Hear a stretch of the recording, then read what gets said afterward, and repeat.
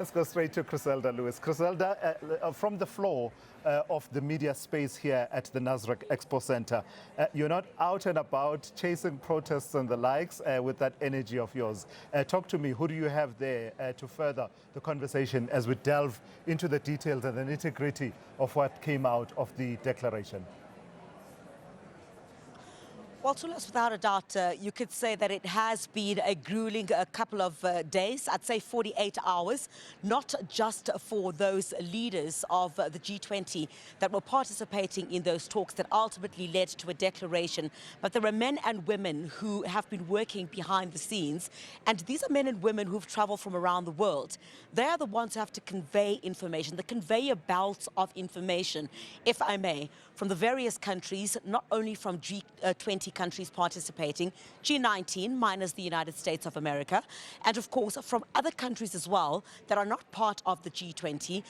We've also come to report about what is taking place here in South Africa. We spoke about the significance of this particular summit, that being the first on African soil, what it means for South Africa and the African continent as well. We've spoken to journalists on the continent as well, who understand the significance of whatever decisions are taken here could ultimately not only be beneficial for South Africa, but of course beneficial for the rest of the African continent and the rest of the world, of course, in terms of these countries that have been having this discussion. I'm going to bring in Bai now, who's from the Xinhua news agency, and that's in China. Thank you so much, Bai, for speaking to us. Of course, with the Chinese, China being part of BRICS and China also being part of the G20, quite a significant country, to be at these talks as well. Bai, talk to us a bit about, how you've had to cover this event and of course, ensure that your audience does get an understanding of what is happening here. Yeah, of course, China and South Africa are very important countries in the global South countries. And our audiences are especially interested in how this summit is going to unfold with pressure from the US. And of course, with the declaration being adopted on the very first day, I think South Africa has firmly stood its ground. And of course, we did stories on this, and our news piece was carried by multiple news platforms. So it was a great experience. Yeah. Talk to us about your experience as well. I understand that you're only here in South Africa, so I think we've had to impress you, like everybody else as well. Yeah, of course. I think the experience in here at the Media House is very important. It's very comfortable, actually. I think as host, the South African did a wonderful job. He's a very wonderful host. Everything is so comfortable. Everything is well organized. It is actually, for me, a first time as well. So I think it's amazing doing news here and seeing all these important things happening. In my eyes, it's so exciting, actually. And on a more serious note, what has been the response from, your audience in China to what is taking place here? There'd been a lot of speculation about, how South Africa would be able to run this particular summit. There were calls for boycotts for it from some countries, and it turned out to be high level. Yeah, it is indeed high level, and I think the atmosphere here is amazing. From the leaders, the delegates, and the journalists are all focusing on key issues, key themes under solidarity, equality, and sustainability. So the atmosphere is amazing, and everything is going so smoothly. All right, thank you very much.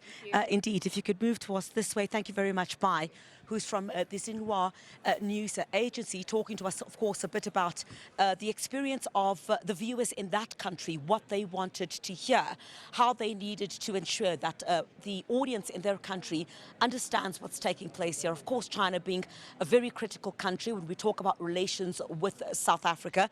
And she did speak about the high-level delegation that has been in South Africa, and the man who's got the responsibility to ensure that that high-level delegation goes back to their countries after all of this is wrapped up is you, Dr. Masiapato, who is the CEO of the Border Management Authority. Thank you very much, Doc, for joining us this morning. The mammoth task, in a couple of hours, all of that is going to be on your head.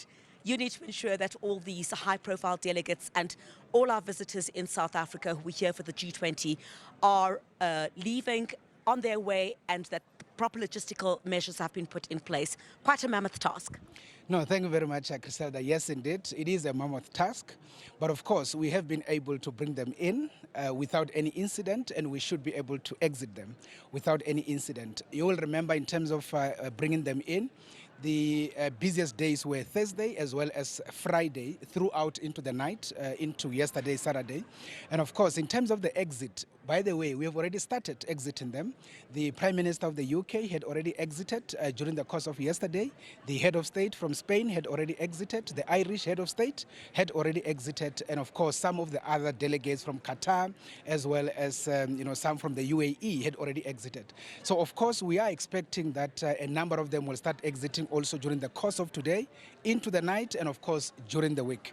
We are aware that some of them will want some bit of time, in the country, and they will be leaving sometimes in the middle of the week as we go into Monday tomorrow.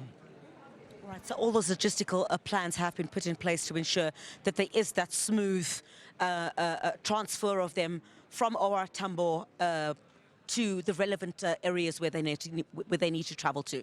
Yes, indeed. We are actually using 3 critical ports. It's OR Tambo International Airport, Waterkloof International Airport, together with, Waterkloof Air Force Base, together with Lanseria International Airport. Yes, most of the heads of state came through with their, private aircrafts that are, taken care of by their own air forces. Most of those were actually packed in terms of the tarmac in OR Tambo, in Lanseria, and also Waterkloof. So on that basis, we are going to still continue with the processes for them to be exited. You will remember that there is some bit of activities that unfold when they are supposed to be exiting. Respective ministers have been put together to be able to do the goodbyes to the respective heads of state. So on that basis, everything is fairly going according to plan. The good thing is, during the exit, it's not as complicated as the entry. With the entry, we actually effect your port health responsibility, checking them for infectious communicable diseases when they enter. When they exit, we don't do that. In terms of agricultural biosecurity, we also check the bags to make sure they do not have any kind of things that are not allowed in. When they exit, we don't do that. So the key work that we will be doing as they exit is purely immigration work in terms of making sure that they are processed out in terms of our movement control system. Otherwise, the teams are very much on the ground, ready to be able to process them accordingly. I'm afraid the work doesn't end here for you, Dr. Masiapato. This becomes a very busy time for you. After all of this is said and done, you have to start with the processes of ensuring that there's a safe festive season, the borders are guarded. You don't rest during this period. Is it all systems go on the part of the BMA to ensure that the flurry of passengers that we will start to see from the beginning of December leaving South Africa to the respective homes in other countries, you've got enough boots on the ground for that? Yes, indeed, Griselda. Indeed, we have started planning for the festive season post the G20. Our planning started in October. So as we speak now, our plans had been even presented to the Interministerial Committee on Border Management. We are just going to present it to the Parliamentary Portfolio Committee. We are very much ready to start the implementation of the festive season. It is going to start in earnest on the 15th of December. So on that basis, we can confirm that we are going to have a media briefing sometimes around the 7th of December, where we are going to indicate even the extended operating hours in our various land ports, but ultimately the allocation of additional human resources in our respective ports has been put on the table, and definitely we will be able to process everybody out into their festive period during the exit leg, and we'll also be ready to receive them back in January in 2026. And I'm sure we're looking forward to those extended hours that there will be.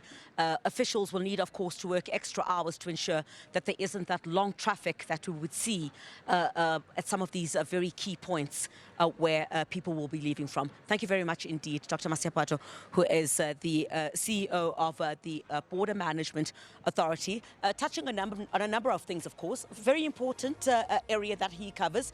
As the G20, of course, will be coming to an end today, he would be responsible for ensuring that those dignitaries who will now be leaving South Africa, they are able to exit through these various airports that we spoke about and leave to their respective countries, of course, following the conclusion of the G20 Summit, but not not just that, there are other issues pertaining to domestic issues that he would need to take care of as we head towards the festive season. He would also need to ensure that all the borders of entry, of exit, the ports of entry and exit, those particular areas are also covered to ensure that during the festive season, in terms of security, things are taken care of.